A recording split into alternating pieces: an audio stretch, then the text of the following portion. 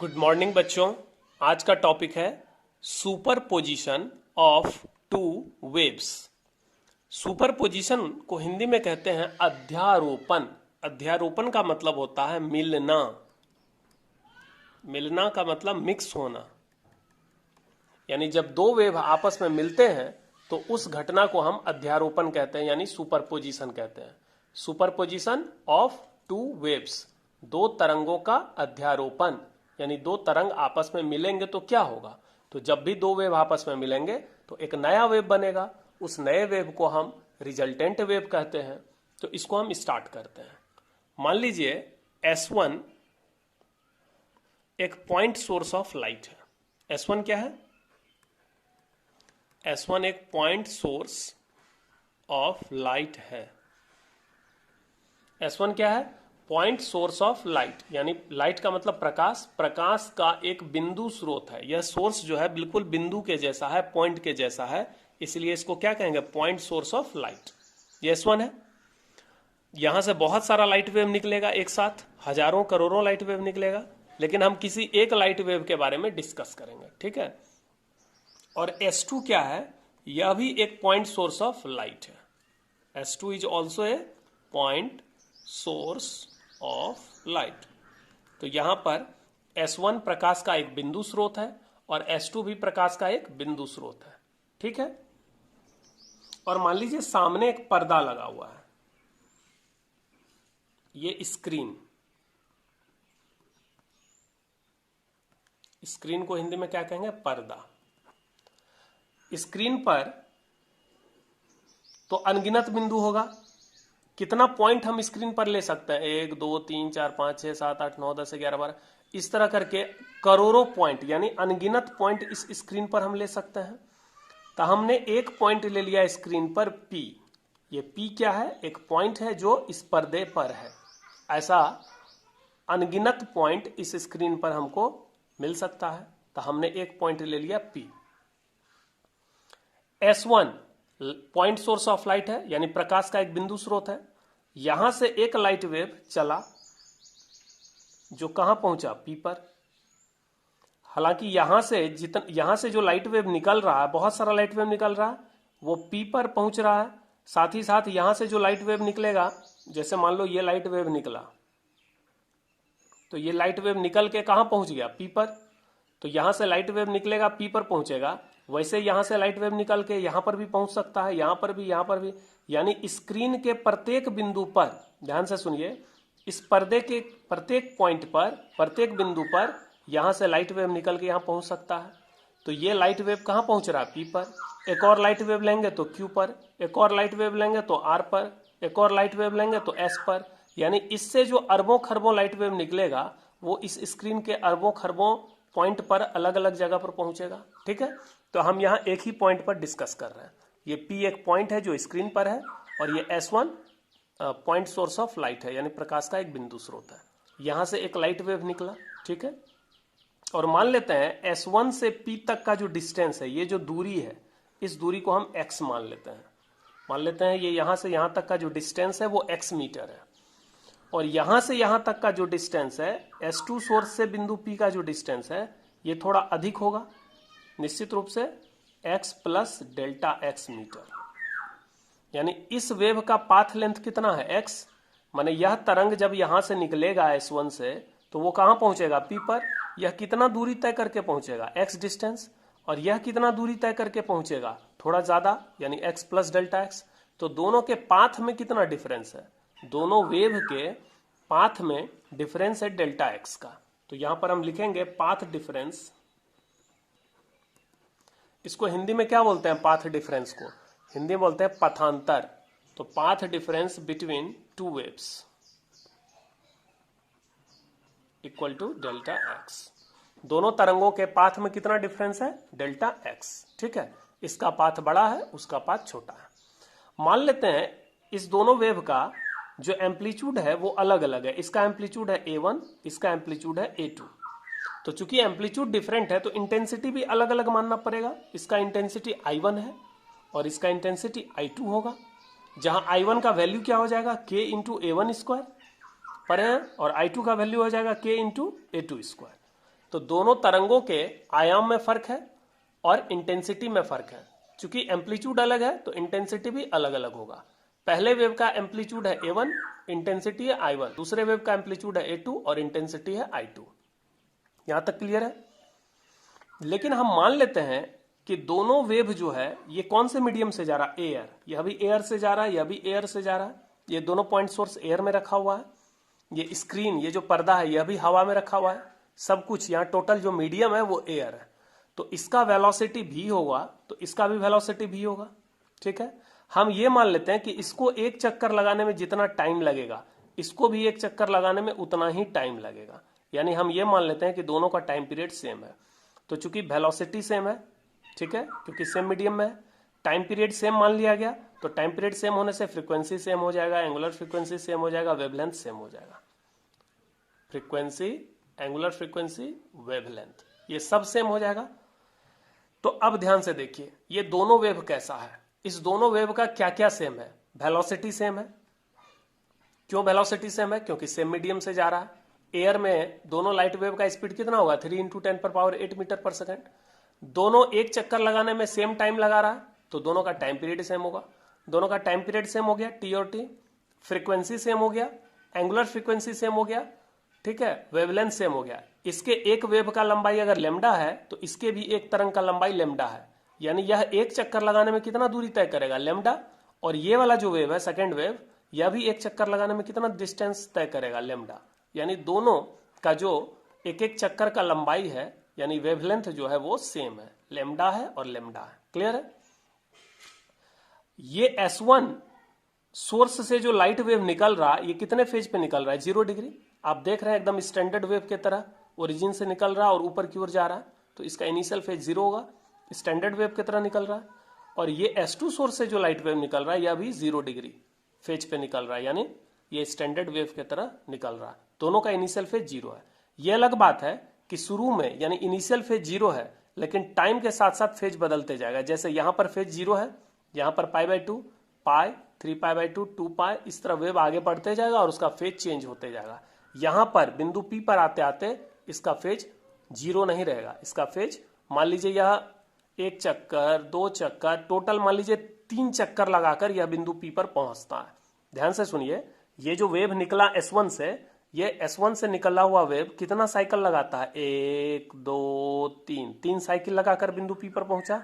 तो एक साइकिल में यानी 2π हो गया फेज, 2 साइकिल में फेज चेंज 4π, 3 साइकिल 6π। तो इसका फेज 0 था शुरू में, लेकिन बिंदु P पर पहुंचकर कितना हो जाएगा, 6π। 2 मिनट इस डायग्राम को देखिए।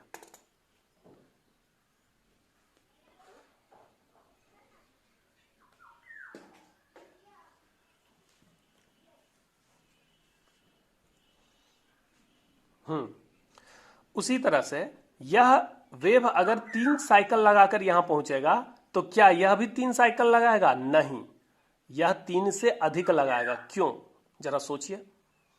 यह डिस्टेंस है x, यह डिस्टेंस है x प्लस डेल्टा x। यह अगर 3 साइकिल लगाएगा तो कितना डिस्टेंस तय करेगा, तो यह अगर 1 साइकिल लगाता है तो लेमडा दूरी तय करता है, 2 साइकिल लगाएगा तो 2 लेमडा और 3 साइकिल लगाएगा तो 3 लेमडा। यानी x का वैल्यू हो गया 3 लेमडा। x का वैल्यू कितना हो गया, 3 लेमडा। अब मान लीजिए ये 4 चक्कर लगाकर अगर पहुंचता है तो x का वैल्यू कितना हो जाएगा, 4 लेमडा। ये x प्लस डेल्टा x कितना हो जाएगा, 4 लेमडा। मान लो ये 3 साइकिल लगाया तो 3 लेमडा और ये 4 साइकिल लगाया तो 4 लेमडा। तो दोनों के पाथ में डिफरेंस कितना हो जाएगा, लेमडा का, है ना। ये तो हमने ऐसे ही माना। मान लो ये 5 साइकिल लगाया तो 5 लेमडा और ये मान लीजिए 8 साइकिल लगाया तो 8 लेमडा। तो दोनों के पाथ में डिफरेंस हो जाएगा 3 लेमडा। तो इस तरह से पाथ डिफरेंस के चलते फेज में यहां डिफरेंस आएगा। फिर से सुनिए, पाथ में डिफरेंस है ना, दोनों का पाथ का लंबाई अलग अलग है, पाथ में डिफरेंस है तो फेज में डिफरेंस होगा। जैसे देखिए ये कितना साइकिल लगा रहा है, 3 साइकिल, तो पाथ कितना दूरी तय करेगा, 3 लेमडा। और ये मान लो 4 साइकिल लगा रहा है तो यह कितना दूरी तय करेगा, 4 लेमडा। तो पाथ में डिफरेंस कितना हो गया, लेमडा। तो जब पाथ में डिफरेंस लेमडा है तो निश्चित रूप से फेज में डिफरेंस 2π का होगा। ये हम पढ़ा चुके हैं, path difference lambda, phase difference 2π। Path difference lambda, phase difference 2π। मेरा पिछला वीडियो जाके देखिएगा, हमने पढ़ाया अच्छे से पाथ डिफरेंस को और फेज डिफरेंस को। तो यह तरंग 3 चक्कर लगाकर यहां पहुंचा, जबकि ये कितना साइकिल लगा के पहुंच रहा है 4, तो यह 3 साइकिल में 3 लेमडा, यह 4 साइकिल में 4 लेमडा का दूरी तय करेगा। तो दोनों के तय की गई दूरी में यानी पाथ लेंथ में कितना का फर्क हो गया, लेमडा का। तो फेज में फर्क कितना होगा 2 पाई।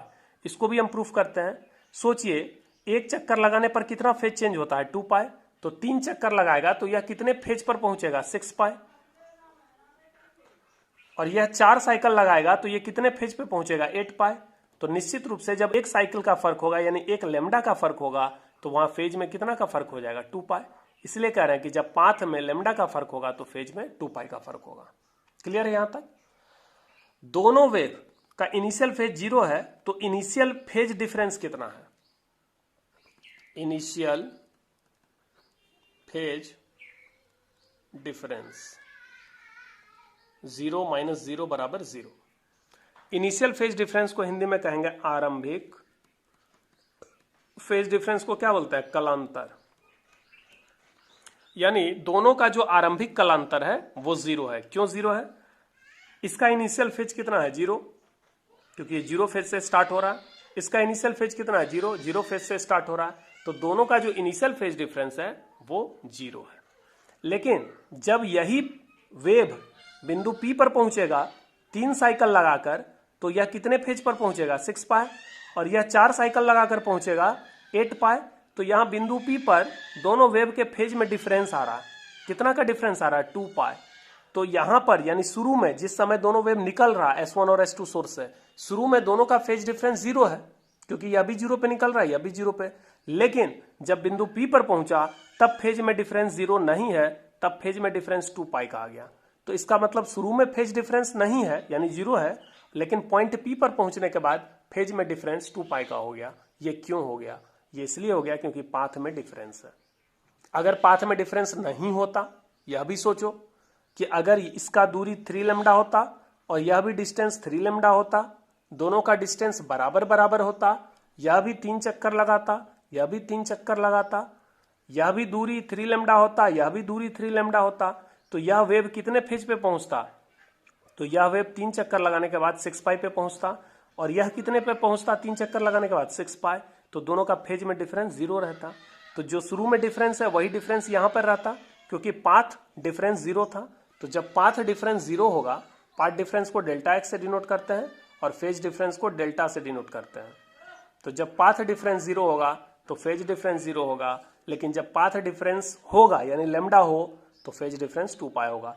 अगर पाथ डिफरेंस 2 लेमडा का हो यानी 2 साइकिल का फर्क हो, मान लो ये 3 साइकिल लगा रहा है, ये 5 साइकिल लगा रहा है, ये 3 साइकिल लगाएगा 3 लेमडा, ये 5 साइकिल लगा के पहुंचा 5 लेमडा, तो दोनों के पाथ में कितना डिफरेंस हो गया 2 लेमडा। तो फेज में डिफरेंस कितना हो जाएगा, तो लेमडा के जगह 2 पाई रखेंगे, लेमडा के जगह 2 पाई, तो 2 इंटू लेमडा है तो 2 इंटू 2 पाई यानी 4 पाई का फेज डिफरेंस होगा। क्योंकि ये 3 साइकिल लगाएगा तो 6 पाई, ये 5 साइकिल लगाएगा तो 5 दूना 10 पाई, तो डिफरेंस 4 पाई का हो जाएगा।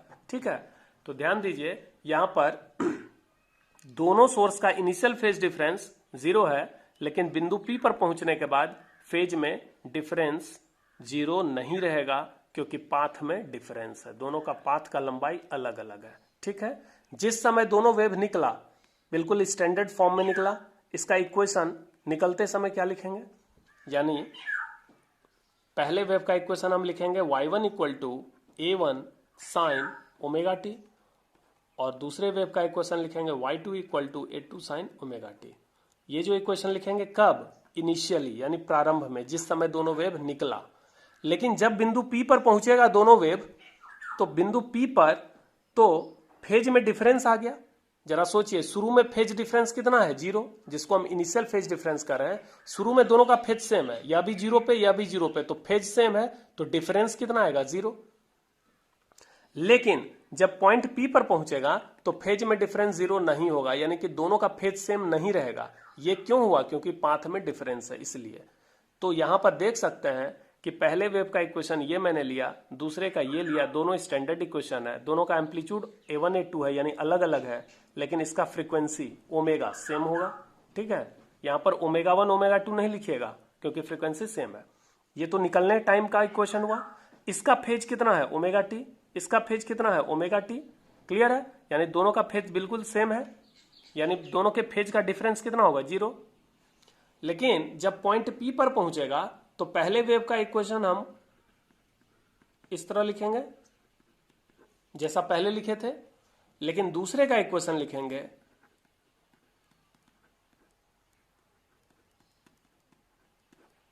इस तरह। जरा सोचिए ऐसा क्यों करते हैं। पहले वेव का एम्पलीट्यूड A1, दूसरे का A2, इसका फ्रीक्वेंसी ओमेगा, इसका भी ओमेगा, इसका फेज ओमेगा टी, इसका phase omega T plus delta, यानी कि दोनों के फेज को अगर हम घटा कर देखें, डिफरेंस निकालेंगे, तो इस ओमेगा टी प्लस डेल्टा में जब ओमेगा टी को घटाएंगे तो दोनों के फेज का डिफरेंस कितना आ जाएगा, डेल्टा। तो यहां पर फेज में डिफरेंस डेल्टा का आ रहा है। कहां पर, पॉइंट पी पर पहुंचने के बाद, एट पॉइंट पी, बिंदु पी पर पहुंचने के बाद दोनों के फेज में कितना का डिफरेंस आ रहा है, डेल्टा का। लेकिन शुरू में जब निकला था दोनों S1 S2 सोर्स से, यानी इनिशियली दोनों का फेज डिफरेंस 0 है, क्योंकि दोनों का फेज सेम है। तो यहां पर फेज में डिफरेंस क्यों आ जाता है, क्योंकि पॉइंट पी पर पहुंचने के बाद चूंकि दोनों का पाथ लेंथ अलग अलग है, पाथ में डिफरेंस है, इसलिए फेज में डिफरेंस होगा। पाथ में डिफरेंस नहीं होता, पाथ में डिफरेंस अगर मान लीजिए इसका पाथ का लेंथ और इसके पाथ का लेंथ बिल्कुल बराबर होता तो पाथ में डिफरेंस तो कुछ नहीं होता, 0 होता, तो फेज में भी डिफरेंस नहीं होता। लेकिन चूंकि पाथ में डिफरेंस है इसलिए फेज में डिफरेंस होगा। इस पूरे बात को हम समझते हैं फिर से।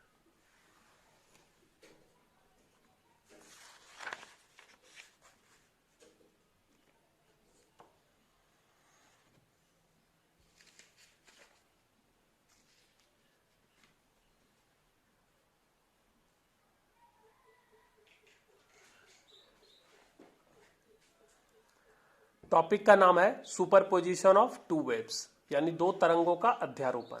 यह डायग्राम देखिए, S1 एक सोर्स है, पॉइंट सोर्स ऑफ लाइट है, S2 भी पॉइंट सोर्स ऑफ लाइट है।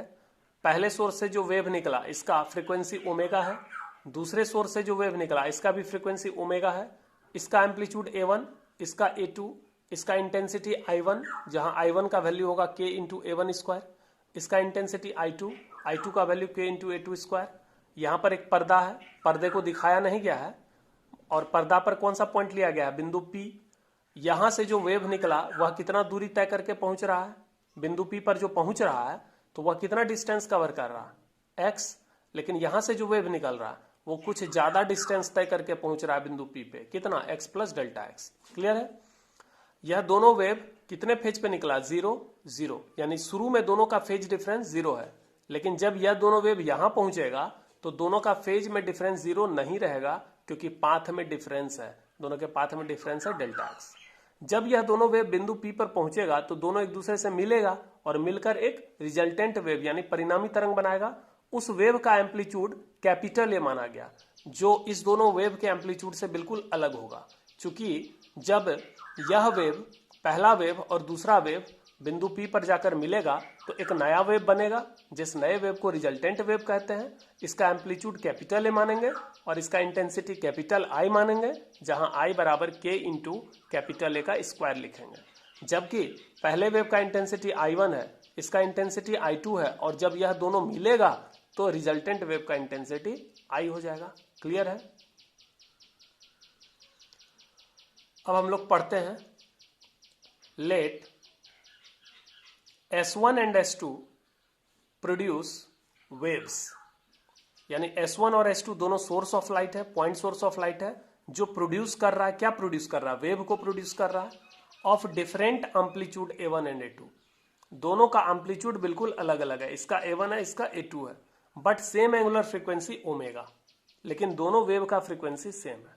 अब एक चीज याद करिए, आपको रे ऑप्टिक्स में पढ़ाए थे कि लाइट का कलर जो होता है वो फ्रीक्वेंसी पे डिपेंड करता है। जैसे 7 कलर है जिसको विविग्योर कहते हैं ना, तो सातों कलर का फ्रीक्वेंसी अलग अलग होता है। लेकिन यहां पर देखिए कहा जा रहा है कि S1 सोर्स से जो वेव निकला इसका फ्रीक्वेंसी ओमेगा, और S2 सोर्स से जो वेव निकला इसका भी फ्रीक्वेंसी ओमेगा। चूंकि दोनों का फ्रीक्वेंसी सेम है तो दोनों का कलर सेम होगा, यानी अगर S1 सोर्स से निकला हुआ ये जो वेव है वो रेड कलर का होगा तो यह भी रेड कलर का होगा। क्लियर है कि दोनों सोर्स सेम कलर का है, इसलिए फ्रीक्वेंसी सेम है। ठीक है, तो दोनों का फ्रीक्वेंसी सेम है लेकिन एम्पलीट्यूड अलग है। एम्पलीट्यूड अलग होगा तो इंटेंसिटी अलग होगा। फ्रीक्वेंसी सेम है तो angular frequency, linear frequency, time period, wave length, velocity सब सेम हो जाएगा, यानी कलर भी सेम होगा। Let both wave are produced in same phase. मान लेते हैं कि दोनों तरंग की जो उत्पत्ति हो रही है वो सेम फेज में यानी समान कला में, यह कितने फेज पे निकल रहा है, 0, और यह कितने पे निकल रहा है, 0, यानी दोनों का इनिशियल फेज सेम है, यह भी 0 यह भी 0, that is initial phase difference between the two wave is 0, अर्थात दोनों तरंगों का जो इनिशियल फेज डिफरेंस है यानी आरंभिक कलांतर वो 0 है।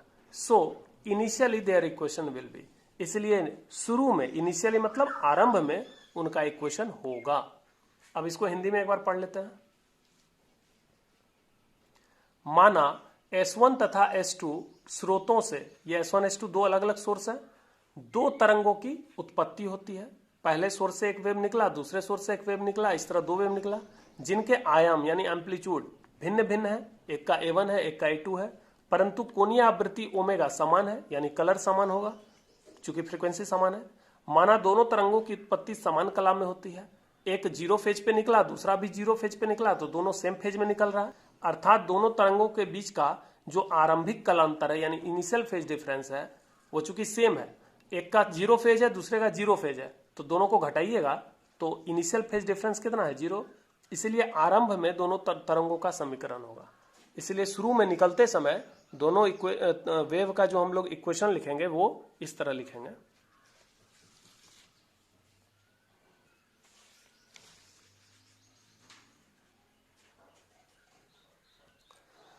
पहले वेव का इक्वेशन होगा y1 equal to A1 sine omega t और दूसरे का होगा y2 equal to A2 sine omega T.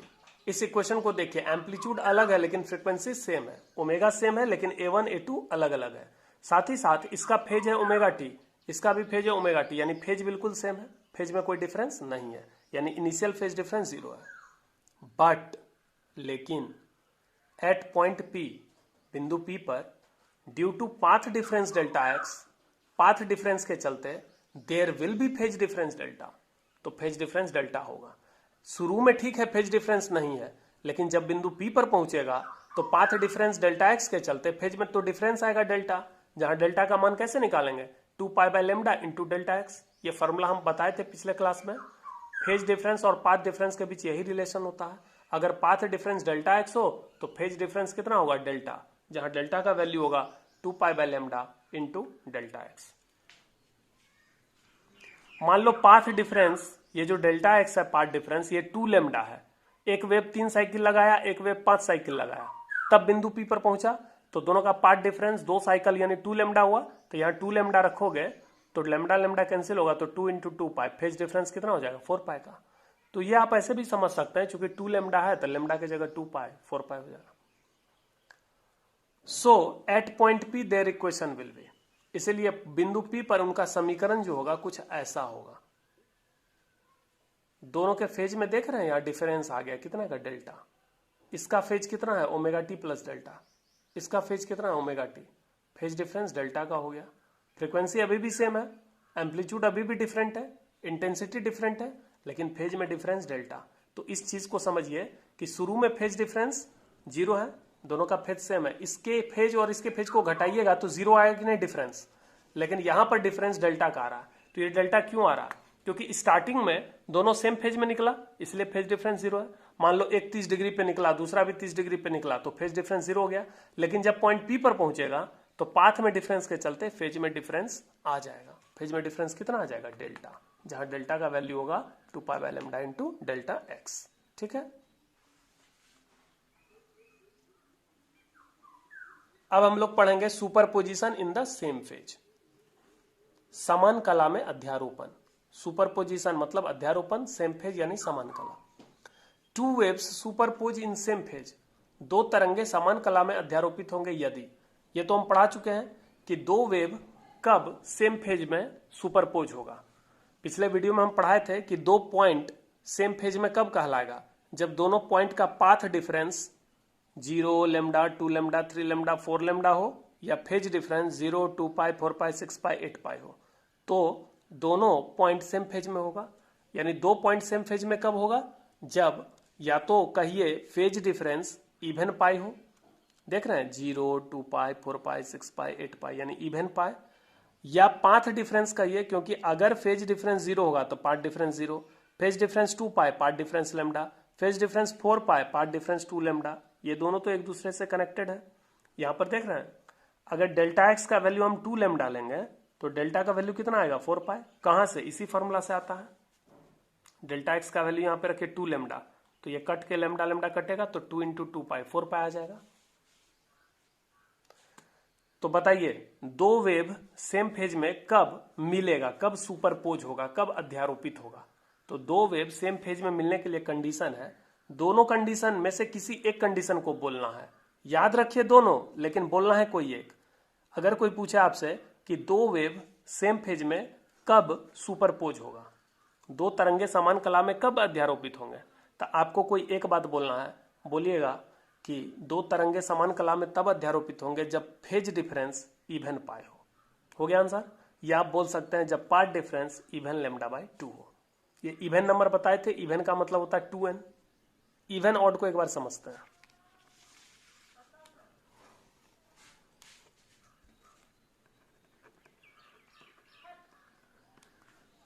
Even number को हम लोग क्या लिखते हैं 2n, जहां n का वैल्यू क्या क्या होगा 0 1 2 3 4 एक्सेट्रा। n का वैल्यू रखो 0 तो क्या मिलेगा 0, 1 रखो तो 2 इंटू 1 2, 2 रखो 2 इंटू 2 4, 3 रखो 2 इंटू 3 6, 4 रखो 8, सारा इवन नंबर मिल गया। ऑड नंबर, ऑड नंबर में हम दो बात सिखाए थे, 2n प्लस 1 ये भी ऑड नंबर है, 2n माइनस 1 ये भी ऑड नंबर है।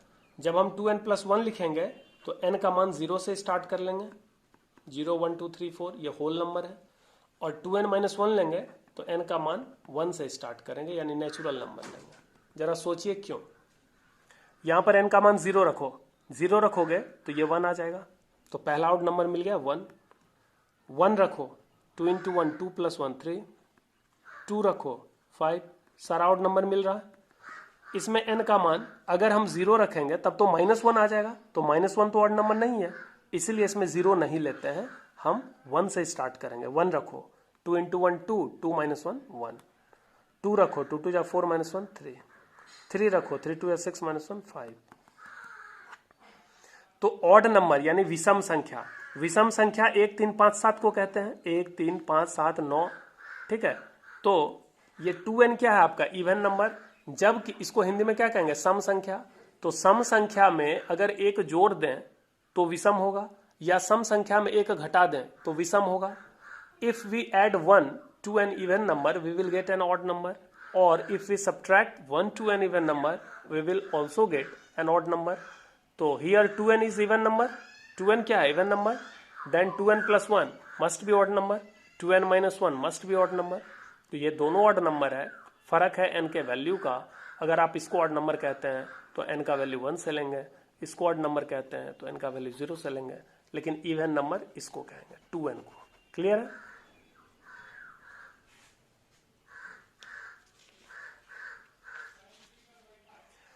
ये कंडीशन आपको याद रखना जरूरी है कि दो वेव सेम फेज में कब मिलता है।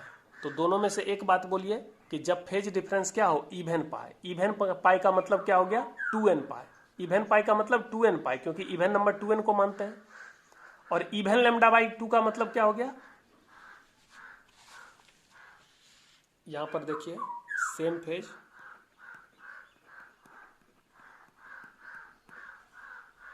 Opposite phase.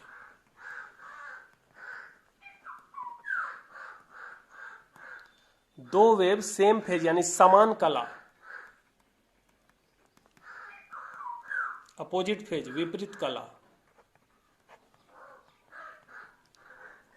सेम फेज में मिलने के लिए फेज डिफरेंस क्या होना चाहिए इवन पाई। अपोजिट फेज में मिलने के लिए फेज डिफरेंस क्या होना चाहिए ऑड पाई। एकदम आसान है याद रखना। बताइए दो वेव सेम फेज में कब मिलता है, तो आंसर है जब फेज डिफरेंस इवन पाई हो। दो वेव सेम फेज में कब मिलता है, जब फेज डिफरेंस इवन पाई हो। दो वेव अपोजिट फेज में कब मिलता है, जब फेज डिफरेंस ऑड पाई हो। इवन पाई ऑड पाई, इवन पाई हो गया सेम फेज, ऑड पाई हो गया अपोजिट फेज। अगर आपसे कोई पूछे दो तरंग समान कला में कब अध्यारोपित होते हैं, तो कहिएगा जब दोनों तरंगों के बीच का जो फेज डिफरेंस है यानी कलांतर वो क्या हो इवन पाई। और अपोजिट फेज में कब मिलता है, जब फेज डिफरेंस ऑड पाई हो। या आप पाथ डिफरेंस में भी जवाब दे सकते हैं कि पाथ डिफरेंस क्या हो, इवन, यहाँ इवन है, यहाँ भी इवन बोलिए, यहाँ पाई है, तब पाई के जगह हम लोग हमेशा लेमडा बाई 2 लेते हैं। आपको याद होगा half cycle concept, half cycle concept में क्या बताए थे कि जब फेज डिफरेंस पाई होगा तो पाथ डिफरेंस कितना होगा, लेमडा बाई 2। तो पाई के जगह लेमडा बाई 2। यहाँ ओड पाई है तो यहाँ ओड लेमडा बाई 2 लेंगे। तो दोनों में से कोई एक कंडीशन बोलना है। फिर से पूछ रहे हैं कि दो वेव सेम फेज में कब मिलता है, तो इसका जवाब है जब दोनों वेव का फेज डिफरेंस इवन पाई हो, या आप कह सकते हैं कि जब दोनों का path difference even lambda by 2 हो। दो वेव अपोजिट फेज में कब मिलता है, तो इसका आंसर हो गया कि जब दोनों का फेज डिफरेंस ऑड पाई हो या दोनों का path difference odd lambda by 2 हो। अब हम समझते हैं इवन पाई का मतलब। इवन पाई का मतलब होता है 2n पाई, क्योंकि 2n को हम इवन नंबर मानते हैं, ठीक है। इवन पाई का मतलब क्या हो गया, 2n पाई, जहां n का वैल्यू कहां से स्टार्ट होगा, 0 1 2 3 ऐसा। तो यहां डालिए तो 0, 1 डालिए, 2 डालिए। तो जब भी हम लिखते हैं इवन पाई, तो इवन पाई का मतलब हो गया 0 पाई, 0 पाई का मतलब 0, 2 पाई, 4 पाई, 6 पाई, 8 पाई, 10 पाई, 12 पाई, 14 पाई, जितना भी इवन पाई है, 0 पाई मतलब 0, 2 पाई, 4 पाई, 6 पाई, 8 पाई, इसी को 2n पाई कहते हैं। ऑड पाई, ऑड पाई का मतलब 2n प्लस 1 पाई भी कह सकते हैं या 2n माइनस 1 पाई भी कह सकते हैं। ध्यान से देखिए, जब हम बोलते हैं ऑड पाई, तो ऑड पाई को हम 2n प्लस 1 पाई भी कह सकते हैं, 2n माइनस 1 पाई भी कह सकते हैं। अगर हम 2n प्लस 1 पाई कहेंगे तो n का मान 0 से लेंगे, 0 1 2 3। अगर 2n माइनस 1 पाई कहेंगे तो n का मान 1 से लेंगे। क्लियर है। तो कुछ भी इसमें बिठाइएगा तो इसका मान क्या आएगा, मान लो इसमें 0 डालो तो पहला वैल्यू आ जाएगा 1 पाई, 1 डालो 3 पाई, 5 पाई, 7 पाई। इसमें 1 डालो, पहला वैल्यू 1 से स्टार्ट लेंगे, 1 डालो पाई, 2 डालो, 2 2 जा 4 माइनस 1 3 पाई। तो ऑड पाई का मतलब होता है 1 पाई, 3 पाई, 5 पाई, 7 पाई, और इवन पाई का मतलब होता है 0 2 पाई, 4 पाई, 6 पाई। इवन पाई मतलब 2n पाई मतलब 0 2 पाई, 4 पाई, 6 पाई। ऑड पाई यानी 2n प्लस 1 पाई भी बोल सकते हैं, 2n माइनस 1 पाई भी बोल सकते हैं, लेकिन वैल्यू सेम आएगा 1 pi, 3 pi, 5 pi, 7 pi. Even lambda by 2, even lambda by 2 का मतलब होता है, इवन का मतलब 2n, लेमडा बाई 2, तो 2 2 कैंसिल, इसका मतलब हो गया n लेमडा, जहां n का मान कहां से स्टार्ट होगा, 0 1 2 से। पहला वैल्यू 0 रखो तो 0, 1 रखो लेमडा, 2 रखो 2 लेमडा, 3 रखो 3 लेमडा। तो इवन लेमडा बाई 2 का मतलब होता है n lambda. Even lambda by 2 का मतलब क्या हो गया, n लेमडा। n लेमडा का मतलब 1 लेमडा, 2 लेमडा, 3 लेमडा, 4 लेमडा, क्योंकि n का मान 1 है तो 1 लेमडा, 2 है, 2 लेमडा, 3 लेमडा, 0 भी आ जाएगा। ऑड लेमडा बाई 2 का मतलब क्या होता है, ऑड लेमडा बाई 2 का मतलब हो गया 2n प्लस 1 लेमडा बाई 2, या आप बोल सकते हैं 2n माइनस 1 लेमडा बाई 2, कुछ भी बोल सकते हैं, लेकिन वैल्यू क्या क्या आएगा, यहाँ 0 रखो, प्लस 1 है तो 0 से स्टार्ट होगा, माइनस 1 है तो 1 से स्टार्ट होगा। 0 रखो 1 लेमडा बाई 2, 1 रखो 3 lambda by 2, 5 lambda by 2, 7 lambda by 2, 9 lambda by 2, यानी जितना भी ऑड है 1 lambda by 2, 3 lambda by 2, 5 lambda by 2। तो ऑड लेमडा बाई 2 का मतलब क्या होता है, 1 लेमडा बाई 2, 3 लेमडा बाई 2, जितना भी ऑड नंबर है उसमें लेमडा बाई 2 लगा दो। क्लियर है।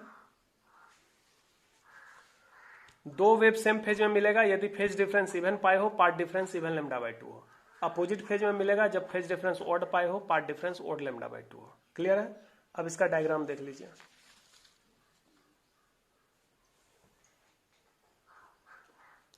ये पहला वेव है, ये दूसरा वेव है, दोनों वेव सेम फेज में मिल रहा है। यह भी 0 से स्टार्ट हो रहा है, दोनों एक साथ 0 है। पहला वाला जो वेव है ये मैक्सिमम हुआ, यहां पर आकर इसका वैल्यू मैक्सिमम हो गया, और उसी टाइम पर यह भी मैक्सिमम हुआ। दोनों एक साथ मिनिमम हो रहा है, फिर दोनों एक साथ निगेटिव हो रहा है, एक साथ फिर मैक्सिमम, एक साथ 0। तो ये दोनों वेव सेम फेज में है, यानी जो ये कर रहा है वही ये कर रहा है। ये 0 है तो ये भी 0 है, ये मैक्सिमम हुआ तो ये दोनों सेम टाइम मैक्सिमम हो रहा है। आगे पीछे तो नहीं है ना, ऐसा तो नहीं कि ये यहां पर मैक्सिमम हो रहा है, ये यहां पर जाकर मैक्सिमम हुआ। दोनों एक साथ मैक्सिमम, एक साथ मिनिमम। तो इस तरह से यह जो दोनों तरंग मिला है, यह दोनों सेम फेज में मिला है, और इस दोनों के मिलने से एक नया वेव बनेगा। जब भी दोनों तरंग सेम फेज में मिलता है तो एक नया वेव बनता है, जिसको रिजल्टेंट वेव कहते हैं।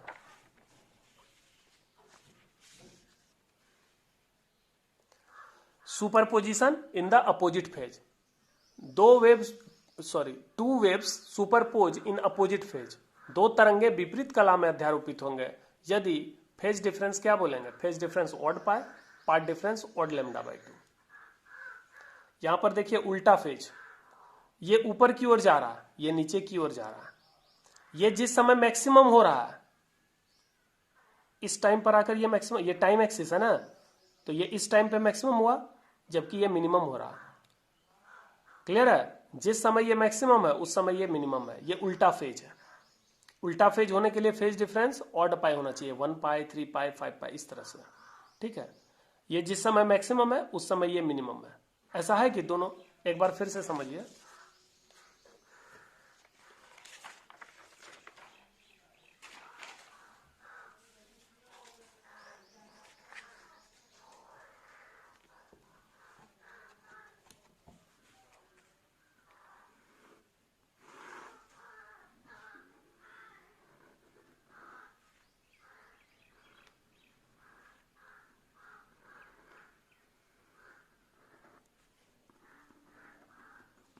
ये हो गया सेम फेज,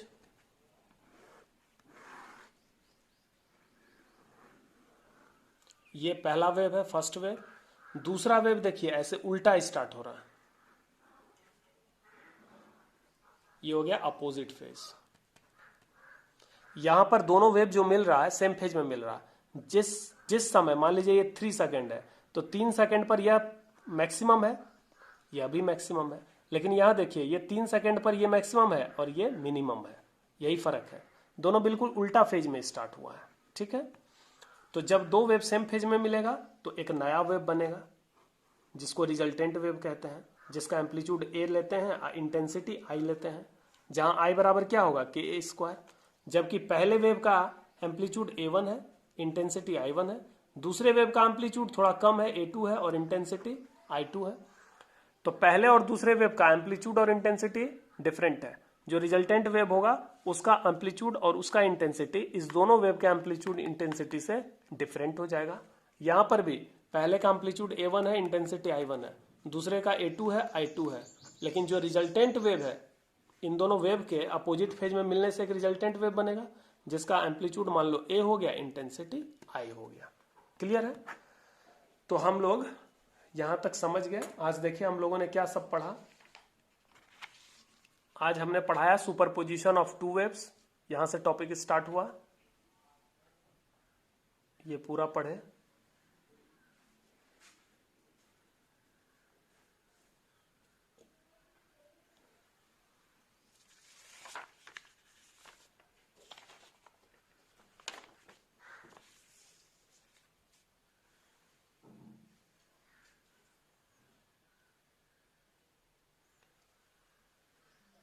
फिर हमने पढ़ाया superposition in the same phase.